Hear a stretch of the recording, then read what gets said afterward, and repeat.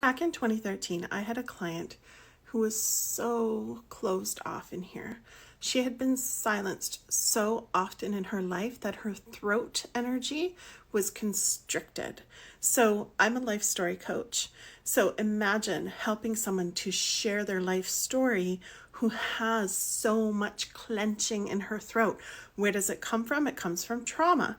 It comes from being silenced over and over again. If you're a woman, you know this. You know that when you're in men's presence, or rather, I should say guys, not men. Men are mature. Men know how to respect women. But guys, some guys will just sit there blank faced at you, especially if you're in a relationship with them. Come on, don't lie. You're in a relationship with them and you're trying to resolve something that takes emotional attention and investment. I'm not saying all guys, but a lot of guys will just sit there blankly and they check out. And I like to poke fun at this because I'm raising awareness and I'm taking down the patriarchy with everything I've got using my voice. But they are trained that way too. Let's think back to the Flintstone days. Fred Flintstone, who remembers, I grew up with that cartoon. And, well, my dad watched it. There you go.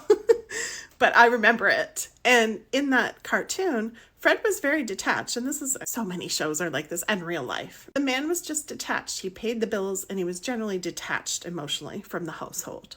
So when that happens and you're a woman who wants to connect with your man, or you're a woman who wants to connect with the guy you're dating and talk about your future, over time, if we don't let it out, and this is what I did with that client, I taught her how to let it out first through journaling.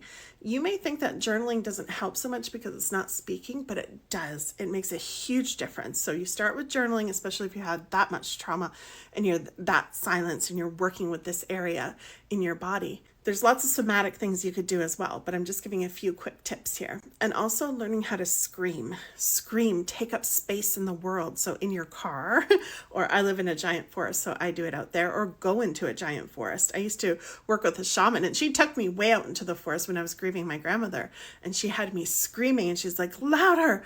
We need to connect with that to open this area in our bodies, open it up and be able to speak. So what I was saying is that when you want to connect and then you're silenced over and over and over again, you start to do it to yourself if you don't intervene with these tools. And when you do it to yourself, it's really dangerous because you're going to shut down every time.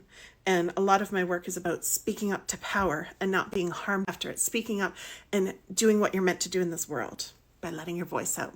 Let's go.